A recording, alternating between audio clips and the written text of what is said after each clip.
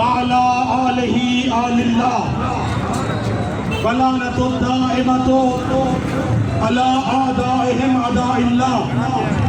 أما بعد فقد قالت فاطمة بنت أسد اللهم إني مؤمنة بك صلوات.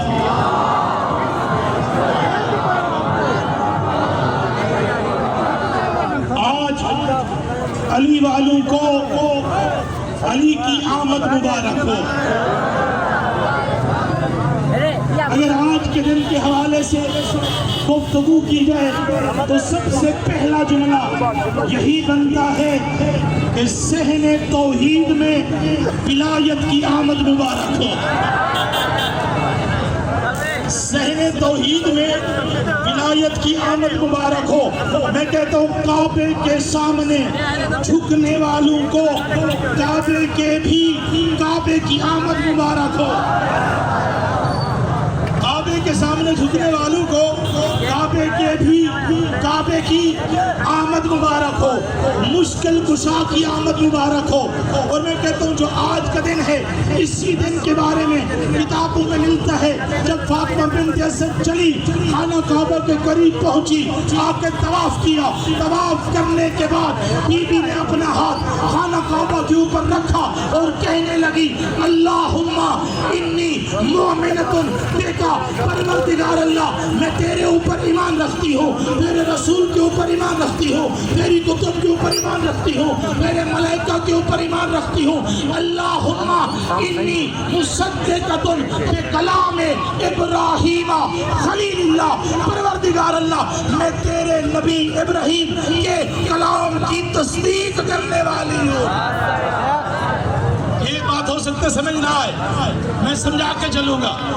میں ایک شعر لکھتا ہوں, شعر لکھنے کے بعد میں کسی بڑے شاعر کے پاس لے کے جاتا ہوں. استاد خادم صاحب, ایاز اختر صاحب اس شعر کی تصدیق کر دیں یہ ٹھیک ہے یا نہیں ہے. میں کہتا ہوں جو انبیاء کے کلام کی تصدیق کرنے والی ہو اس کو مادر علی کہا جاتا ہے.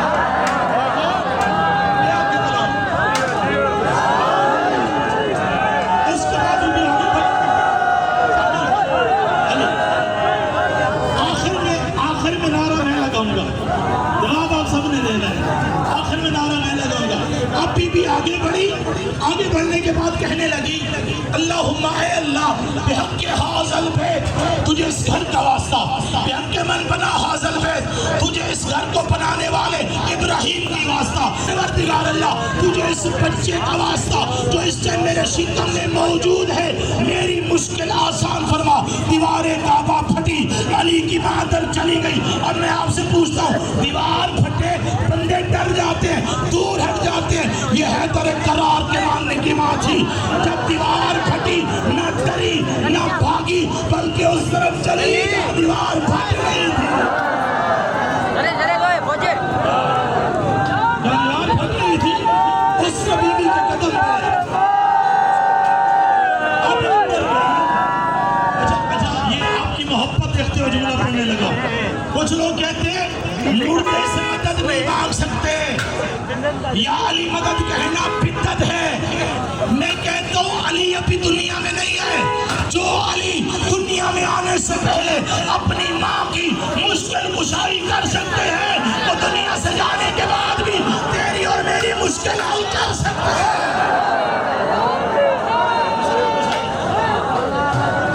جو دنیا میں آنے سے پہلے اپنی ماں کی مشکل حل کر سکتے ہیں وہ تیری اور میری مشکل بھی آسان کر سکتے ہیں. اب بی بی اندر گئی. اندر جانے کے بعد جو قصہ ہوا ماجرا ہوا 3 دن اللہ کی مہمان رہی. اچھا ایک اور بات, کوئی سوال کر سکتا ہے بی بی دروازے سے کیوں نہیں گئی؟ دروازے سے جا سکتی تھی, دیوار سے کیوں گئی؟ جملہ حوالے کرنے لگا ہوں جوانوں کے جو جوان ذہن یہاں پر موجود ہیں. میں کہتا ہوں علی ہے علم کے شہر کا دروازہ. رسول خدا نے فرمایا تھا انا مدینۃ العلم علی بابھا, میں علم کا شہر ہوں, علی اس کا دروازہ ہے. ارے عقل کے اندھے دروازہ دیوار میں لگا کرتا ہے, کبھی دروازہ دروازے میں نہیں لگتا. دروازہ کبھی دروازے میں نہیں لگتا، دروازہ دیوار میں لگتا ہے، اس لیے علی کی ماں دیوار سے اندر گئی ہے۔ اب اندر گئی،